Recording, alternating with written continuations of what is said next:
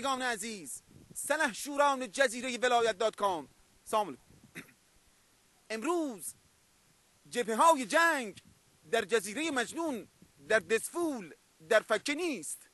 امروز آتش جنگ دشمنان نظام در خانه های شما برافروخته شده است. دشمنان نظام از طریق این بمب گردآلویی مواضع نظام جمهوری اسلامی را بمباران کردند. این بمباران ها بابا قرار بود بمباران تبلیغاتی باشه که. بابا چیکار داری میکنی شما؟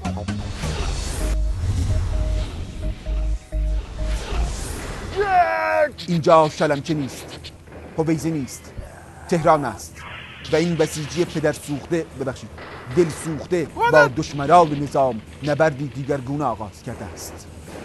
اکتا آهسته شلیک.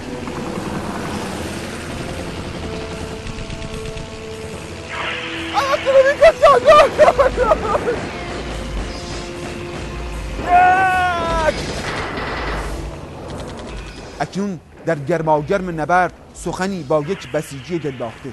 برادر بسیجی چه میکنی؟ مطابقات فرمایشات مقامات و عظمات، ما در مقابل تهاجم فرهنگی و هجوم ماهواره‌های استکبار جهانی و نیروهای برانداز نظام خط دفاعی و خاکستر خودمون رو احداث کردیم. مواظب باش، برو مواظب باش. ما مقابله میکنیم با اونا. بیا پایین، نرو میخوری، بیا پایین. ما مقابله میکنیم. برو کنار. الان یه چیزی پخش میکنه تا مفقود الاثر میشی. یه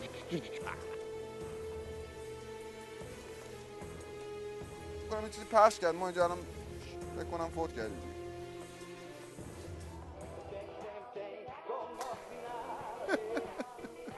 یه کانال دیگه.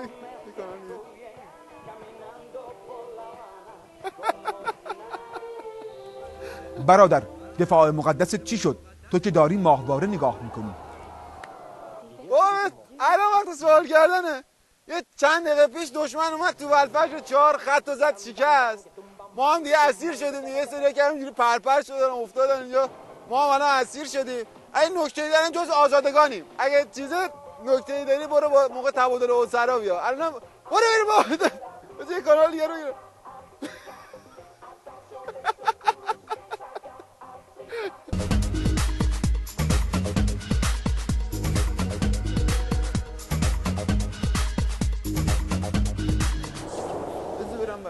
داداش چی رو نگاه میکنی؟ نگاه داره؟ میخوای جنگ نرم را بندازی؟ بیا ببینیم چی تو چندته. حالا شلو میگیرم. بیا ببینیم چی تو چندته.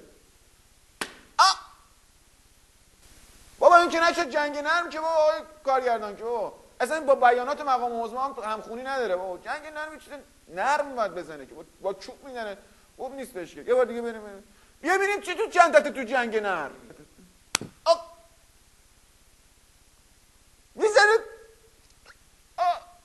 این که نشد جنگ نرم و این دستش مثل سنباده میمونه. این خورده دست کرم بزن. بیا این خورده دست کرم بزن. بیا قشنگ بزن قشنگ بیا. و جنگ نرم یعنی اینجوری باشه که چی زد صورت ما رو داغون کرد. برو بریم.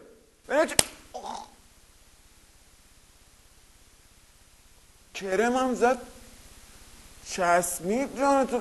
بابا این جنگ نرم نیست اسمش والله به خدا. کرم هم زد چرب شد اصلا چسبید تو صورتم.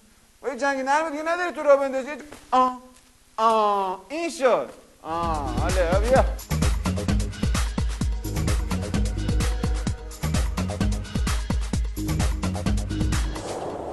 امروز دشمنان استکباری ماشین‌های جهنمی تبلیغات خود را در جاده‌های نظام جمهوری اسلامی میگاز دهند و در این مسیر خونین این بسیجیان ولایتی هستند که میلت و پاره میشوند. این ماشین‌های تبلیغاتی خب ببینیم ماهواره چی شد. ببینیم روشنش کنیم. جوان چه میکنی؟ بابا این ماهواره میگن. یه ماهواره خریدیم ببینیم خلاصه چیه اینه میگن ماهواره. آیا به عواقب این کارت اندیشیده ای؟ آره بابا ماهواره است دیگه. خب این کانال نباشه یه کانال دیگه تو هم خرافاتیه. بابا این ماهواره‌مون رو نگاه کنیم. از ما گفتن بود. بابا دیگه گفتی دیگه خرافاتی.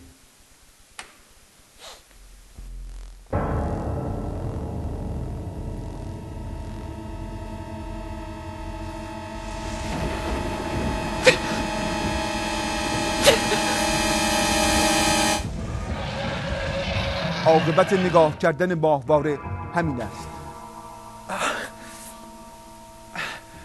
دست در نکنه اومدی تلویزیون خاموش کردی، داشتم میمردم اصلا صحنه شده بود. آقا خیلی ممنون از تذکری که دادی. اون تلویزیون جمهوری اسلامی رو ما باید نگاه کنیم.